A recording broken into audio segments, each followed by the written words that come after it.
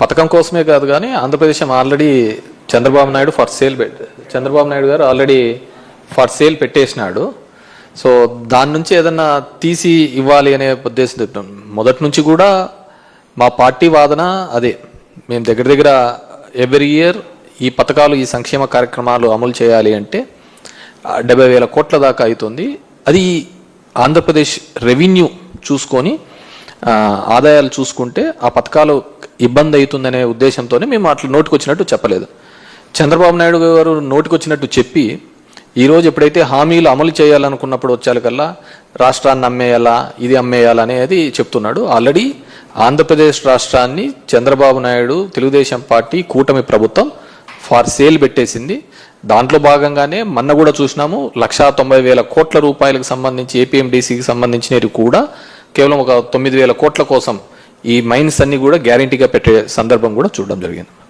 SIT అనే దర్యాప్తు సంస్థ ఎవరి చేతుల్లో నడుస్తుందో అందరికీ తెలిసినదే. సిట్ రిమాండ్ రిపోర్టు కోర్టుకు సబ్మిట్ చేయదు. సబ్మిట్ చేయకముందే ఆంధ్రజ్యోతి ఈనాడులలో కథనాలుగా వస్తుంటాయి. అది ఏ విధంగా అవుతుంది? ఒక కాన్ఫిడెన్షియల్ డాక్యుమెంటు, జడ్జి ముందర పెట్టాల్సిన డాక్యుమెంటు, ఇవి కొన్ని పేపర్లు వాళ్ళ అనుకూలమైన పేపర్లకు ఇచ్చేసి దాని మీద వాళ్ళు ఇష్టానుసారం ఒక కథనాలు చేస్తుంటాయి. ఒకసారి ఏమో అవన్నీ ఇచ్చేసినారంట, ఎలక్షన్లలో పనిచేసినారంటారు, 3,500 కోట్లకు 300 కోట్లు పనిచేసినారంట, మిగతా 2,300 కోట్లు ఎక్కడున్నాయి? ఇంతవరకు బ్యాంకులలో ఉన్న డబ్బులను సీజ్ చేశారనే ఒక పద్ధతికే చూపిస్తున్నారు తప్ప ఫలానా చోట ఇంత బల్క్గా డబ్బులు దొరికినాయి అనే పద్ధతిలో ఎక్కడా కానీ చూపించండి. ఒక జడ్జి దగ్గర ఉండాల్సిన రిపోర్టు, సిట్ కాన్ఫిడెన్షియల్గా మెయింటైన్ చేయాల్సిన రిపోర్టు ఒక వారం ముందరే ఈ 2 పేపర్లలో ఏ విధంగా వస్తున్నాయి? వీళ్ళు ఎవరైతే దోషిగా చెప్తారో అతనే పేపర్లలో వచ్చే దోషిగా చెప్తారో అదే సిట్ రిపోర్ట్లో వస్తుంది. ఇంకెక్కడుందంటారు దీంట్లో? సో ఈ సిట్కు ఏమాత్రం క్రెడిబిలిటీ లేదు.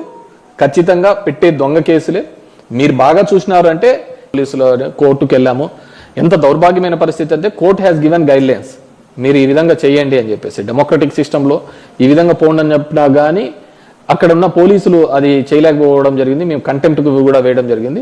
That's before the court. Maybe 23rd 24th ఎప్పుడో అని చెప్పారు. అది వచ్చిన తర్వాత దాని మీద కూడా మేము తీసుకోవడం. మీరు ఎంత అనగదొక్కాలని చూస్తూ ఉంటే, ప్రతిపక్ష పార్టీలను అనగదొక్కాలని చెప్పేసి ఈరోజు కూటమి ప్రభుత్వం చేస్తే దానికి 3 ఇంతలుగా మేము బౌన్స్ బ్యాక్ అవుతున్నాం. ఈరోజు జగన్మోహన్ రెడ్డి గారికి వెళ్తే వచ్చే జనాలే, ఆ క్రౌడే దానికి నిదర్శనం. ఇంతకు 3 ఇంతలుగా రిటర్న్ అవుతాము. ఖచ్చితంగా కూడా వైఎస్ఆర్ కాంగ్రెస్ రాసి పెట్టుకోండి, 2029లో పోయినసారి వచ్చిన మెజార్టీ కంటే అత్యధిక మెజార్టీతో రాబోతున్నామండి. పవన్ కళ్యాణ్ తన మీటింగ్స్లోనే చెప్పాడు, హీఈస్ నాట్ అడ్మినిస్ట్రేటర్, నేను పాలన చేయలేను, పాలనకు పనికిరాను, నేను ఏదన్నా ఉంటే గలాటలు చేయడానికి పోరాడడానికి మాత్రమే పనికొస్తానని చెప్పేసి చెప్పడం జరిగింది. అతన్ని ఒక టూల్గా, ఒక ఆయుధంగా మాత్రమే తెలుగుదేశం పార్టీ వాడుకోవడం జరిగింది. సో అడ్మినిస్ట్రేషన్లో అతనే చెప్పడం జరిగింది తన రోల్ ఏమీ లేదు అని, ఏదన్నా కానీ పోరాటాలు దానికి అని చెప్పేసి. సో తన గొంతును, తనకున్న ఆ సినిమాకున్న క్రేజ్ని మాత్రమే తెలుగుదేశం పార్టీ వాడుకొని ఆ రోజు సక్సెస్ కావడం జరిగింది. ఈ రోజు పవర్లో ఉన్నాడు కాబట్టి తెలుగుదేశం పవన్ కళ్యాణ్ యొక్క బలహీనత కూడా వాళ్ళు నమ్ముకున్న ఫ్యాన్స్కి వాళ్ళందరికీ కూడా అర్థమైంది కాబట్టి డెఫినెట్గా he is going to be Jio.